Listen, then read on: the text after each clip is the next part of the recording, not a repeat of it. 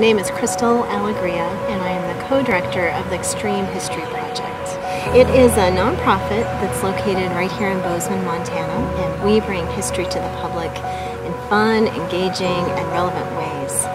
Honestly, sometimes I forget about Bozeman Creek when I'm walking down Main Street, but I'm walking right over it all the time. Hence the name, Uncovering Bozeman Creek. You can see the creek running right through here. With this tour, we're bringing together some of the early history of the creek and all of our early historical characters to tell the story of this waterway that gives us some of our drinking water, but more importantly is really the lifeblood and has always been the lifeblood of the community of Bozeman. And then to bring it to the present, because we always like to bring history to the present and utilize that history to really speak to what is happening in our communities today. Snowpack has declined significantly since 1980, and it's going to continue to decline in the future with earlier. In the early days, the creek was pretty much on the surface of Bozeman. But as time has gone on, we've put it underground for convenience sake. There's a few places where it pokes out or peeks out of the ground still today.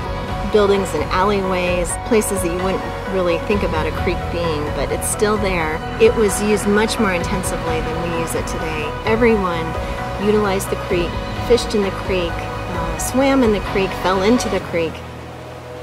Spieth and Krug were from Germany. They built their building there specifically because it was over the creek, keeping the beer cool once they had brewed it.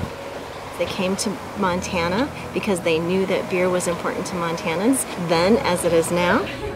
The creek was surrounded not by vegetation like it is today. It was surrounded by mud and dust because we live in a semi-arid environment.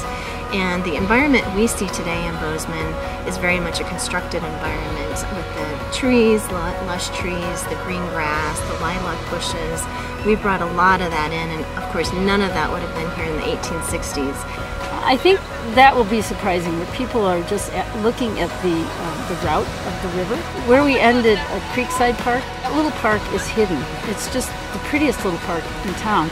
But I rarely go there, and that is a great place to see the creek. This tour is great for everybody. It's really bringing history and hydrology, that science of water, together, which doesn't often happen on historic walking tours. So to learn more about the tour and to register for a tour, you can go to our website, which is adventurethroughtime.org. You can register online, or you can just show up for a tour.